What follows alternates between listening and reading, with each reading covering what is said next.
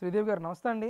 మరి జగన్మోహన్ రెడ్డి గారు ప్రతిపక్ష హోదా గురించి నాలుగోసారి, ఐదోసారి ప్రెస్ మీట్ పెట్టి మాట్లాడడం జరిగింది. మరి ప్రతి ప్రెస్ మీట్‌లో కూడా మీకు ఎక్కడ చెప్పారు ప్రతిపక్ష హోదా ఇవ్వరు అని? అసెంబ్లీలో ఉన్నది రెండే పక్షాలు. ఒకటి అధికార పక్షం, రెండు ప్రతిపక్షం. అలాంటిది మాకు హోదా ఎందుకు ఇవ్వరని చెప్పేసి అడుగుతా ఉన్నారు. ఏ విధంగా రియాక్ట్ అవుతారు జగన్ గారి వ్యాఖ్యల మీద? పిచ్చి పరాకాష్ఠకు చేరిందని చెప్పి జనం అనుకుంటే అది నిజమో కాదో అనుకున్నాం. నిజంగానే నిజమైంది. ఇప్పుడు అతను మాట్లాడే విధానం ఎట్లా ఉందంటే, అతను 23 సీట్లు వచ్చినాడికి పోయినసారి ప్రతిపక్షం ఇచ్చామని అంటున్నాడు. ఎప్పుడైనా సరే మనకి ఇవ్వాల్సిన సీట్లు రావాల్సిన సీట్లు 18 సీట్లు ఉంటే కనుక పోయినసారి ప్రతిపక్ష హోదా రావచ్చు అని, మరి అందువలన 23 సీట్లు ఉన్నాయని చెప్పి ఆయనకు ప్రతిపక్ష హోదా ఇవ్వటం జరిగింది. పాపం రాజ్యాంగాన్ని రచించిన అంబేద్కర్ గారు మళ్ళీ పునర్జన్మ ఎత్తాలేమో ఈ రాజ్యాంగాన్ని మళ్ళీ తిరిగి రాయటానికి.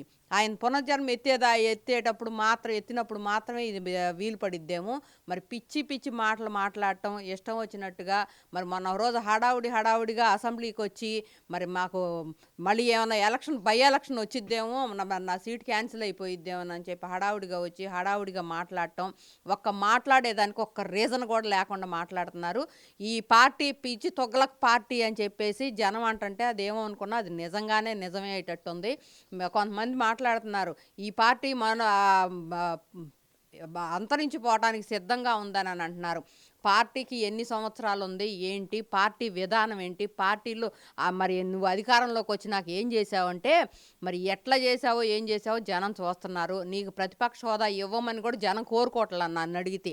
మరి ఏం మాట్లాడతావో ఏం చేస్తావో తెలీదు. అసెంబ్లీ ఇప్పుడు సవ్యంగా సాగిపోతుంది. ప్రజలకు అవసరమైన విధానాలు ఏంటో మాట్లాడుతున్నారు, అక్కడ సొల్యూషన్ చూస్తున్నారు. అభివృద్ధి ఏంటా, మరి ఆదాయం ఏంటా, మరి ఆర్థిక శాఖ నుంచి నిధులు ఎట్లా తీసుకురావాలా, ఇవన్నీ రకరకాల ఆలోచనతోటి ఎవరికాళ్ళు ప్రిపేర్ అవుతుంటే మీరు వచ్చి మాట్లాడితే డిస్టర్బెన్స్ చేయడానికి మాత్రం పనికొస్తారనమాట. మరి ఆ ఫ్యామిలీస్ గురించి మాట్లాడటము, మరి మీ ఇష్టం వచ్చినట్టు ఇప్పుడు ప్రతి ఒక్కళ్ళని మీరు హత్య చేసిన వాళ్ళని పక్కన పెట్టుకుంటున్నారు. మరి న్యూడ్ వీడియోస్ తీసి మరి వైరల్ చేసిన వాళ్ళని మీరు పక్కన పెట్టుకొని ఇట్లాంటి వాళ్ళని మాత్రం పోషిస్తున్న పార్టీ వైసీపీ అని చెప్పేసి మాట్లాడుతున్నారు. మరి ప్రజలకు ఏ విధమైన ఉపయోగం జరిగేటట్టు మాత్రం మీకు లేదు. అంటే ముఖ్యంగా అరెస్టుల పరంపర కొనసాగుతూ ఉంది రాష్ట్రంలో. దీన్ని ఉద్దేశించి కూడా జగన్ గారు మాట్లాడుతున్నారు. డైవర్షన్ పాలిటిక్స్ కోసమే ఈరోజు నాయకుల మీద, కార్యకర్తల మీద అక్రమంగా కేసులు పెట్టి అరెస్టులు చేస్తూ ఉన్నారు. వాళ్ళని మానసికంగా హింసిస్తూ ఉన్నారని చెప్పేసి మాట్లాడుతున్నారు. అక్రమ అరెస్ట్ అంటే చంద్రబాబు నాయుడు గారిని 53 రోజులు నిర్బంధించి అక్రమ అరెస్టు ఏది రుజువు లేకుండా చేసావు. అట్లాంటిది ఆయన 53 రోజులు నువ్వు నిర్బంధించగలిగావు. ఇప్పుడు ప్రతి ఒక్క నాయకుడిని నీ తరపు నాయకుడిని ఎవరిని అరెస్ట్ చేసినా కానీ వాళ్ళు ఏం చేశారా, మరి ఆ సాక్ష్యాధారాలు మొత్తం కూడా ప్రిపేర్ చేసి దాని ప్రకారం అరెస్ట్ చేస్తున్నారు. మీరు ఎటువంటి ఇది లేనప్పుడు మరి కోర్టులో బెయిల్ రావాలి కదా, వెంటనే ఇదంతా అక్రమ అరెస్టు, వెంటనే బెయిల్ ఇచ్చేయండి అని చెప్పి కోర్టు న్యాయవాదులు కూడా చెప్పాలి కదా. అట్లా కాకుండా ఇంకా పొడిగించటం, రిమాండ్ పొడిగిస్తున్నాం అని వల్లభనేని వంశీకి కానీ పోసాని కృష్ణమురళిని కానీ మరి ఎట్లా అయితే రిమాండ్లు పొడిగిస్తున్నారో, మరి కోర్టులను కూడా తప్పుదోవ బట్టి ఇంతకుముందు కోర్టులను న్యాయమూర్తులను కూడా తిట్టిన ఘనత మీకే ఉంది. అట్లానే ఇప్పుడు కూడా ఇంకేముంది, తెలుగుదేశం పార్టీ మాటలేంటున్నాడు అంతే చేస్తున్నాడని పిచ్చ వాగుళ్ళు కూడా వాగుతున్నారు. సాక్ష్యాధారాలు ఉన్నాయి కాబట్టే ప్రజలు మీ మీద కేసులు పెడుతున్నారు, కాబట్టే ప్రజలే పెడుతున్నారు. ఓన్లీ నాయకులు కాదు, ప్రజలే పెడుతున్నారు. ఇవాళ ప్రజెంట్గా దువ్వాడ శ్రీనివాసరావు మీద కూడా నగరపాలెంలో కేసు నమోదైంది. మీ అందరూ ఎవరు ఎట్లా మాట్లాడాడు, అప్పుడు ఎట్లా మాట్లాడుతున్నారు, ఇప్పుడు ఎట్లా మాట్లాడుతున్నాడు, నాడు నేడు ఇది పెట్టేసి ఎవరి కాళ్ళని చూయించుతున్నారు. ప్రజలందరికీ అవగాహన అవుతుంది. ఇవాళ అసెంబ్లీ జరిగితే అసెంబ్లీలో మనకు ప్రజలకు అవసరమైన మాటలు మాత్రమే మాట్లాడుతున్నారు. ఇంతకు ముందు రోజుల్లో పెళ్ళిళ్ళు, మరి లేకపోతే ఇంకా ఫ్యామిలీలు ఎవరెవరినో దూషించటం, ఇట్లాంటివన్నీ చెప్పి అసభ్యకరంగా చేసిన అసెంబ్లీని ఇవాళ మంచిగా నడుపుకొని ప్రజలకు ఉపయోగపడేటట్టు మాట్లాడుతున్నారు. దానికి మేము సంతోషిస్తుంటే మరి నా పాత్ర అనేది అసెంబ్లీలో లేకుండా పోయిందని చెప్పేసి నాకు ప్రతిపక్షం చిన్నపిల్లాడు చాక్లెట్ కోసం ఏడుపు ఎట్లా ఉంటుందో, జగన్ గారు నాకు అసెంబ్లీలో ప్రతిపక్ష హోదా కావాలి, నాకు అసెంబ్లీలో ప్రతిపక్ష హోదా కావాలి, పాదాలు ప్రెస్ మీట్లు పెడుతున్నాడు. నువ్వు పెట్టే ప్రెస్ మీట్లకి ఒక విలువ అనేది లేదని ప్రజలు గమనిస్తున్నారు. నీకు ఇవ్వకపోయినా ప్రతిపక్ష హోదా ఒకవేళ ఇచ్చినా కానీ సభను ఆగం చేయడానికి వస్తావు కానీ బాగు చేయడానికి రావు. అందుకని అది కాకుండా ఆల్టరేషన్ ఇవాళ ప్రజల్లో మీకు ఎవరికేం అందినాయి ఎవరికేం అందలేదని చెప్పేసి ప్రజల్లో మరి మీకు పలానా పథకం అందిందా లేకపోతే పలానా పథకం అమల్లో ఉందా లేదా అని అడిగి నువ్వు క్వశ్చన్ చేసే విధానం కనుక చేస్తే గనక అప్పుడు ప్రజల తరపున నువ్వు నిలబడ్డట్టు అయ్యిద్ది. ఓన్లీ అసెంబ్లీలోకి వచ్చినంత మాత్రమే కాదు. మరి 9 నెలల్లోనే ప్రజల్లో పూర్తి స్థాయిలో వ్యతిరేకత వచ్చేసింది అని చెప్పేసి జగన్మోహన్ రెడ్డి గారు మాట్లాడడం, అలాగే ఉద్యోగాల విషయంలోనూ కూడా నేను అధికారంలోకి వచ్చిన 4 నెలల్లోనే సచివాలయ ఉద్యోగాలు తీశానని చెప్పేసి మాట్లాడడం కానీ ఎలా చూడొచ్చండి?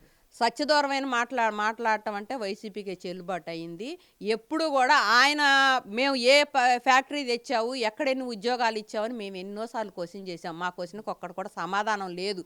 ఇవాళ ఉద్యోగ కల్పన అని ఏం చేసావు? 4 లక్షల మంది వాలంటీర్లు ఉద్యోగాలు ఇచ్చా అన్నావు. మరి ఎంతెంతో ఎంబీఏలు ఎంఏలు చేసిన వాళ్ళకి కూడా నువ్వు వాలంటీర్ ఉద్యోగం ఇచ్చా 5,000 నువ్వు బతకమని మాట్లాడితే ఇవాళ అదే వాలంటీర్లకి ఏదో ఒకటి మంచి సదుపాయం కల్పించాలని చెప్పేసి మంచి ఉద్యోగ కల్పన చేయాలని చెప్పేసి ఎక్కడెక్కడి నుంచో ఫ్యాక్టరీలు కానీ లేకపోతే ప్రాజెక్టుల్లో ఏదన్నా వాళ్ళకి అనుకూలమైన చోట ఉద్యోగాలు ఇవ్వాలని పోరాడుతున్నారు.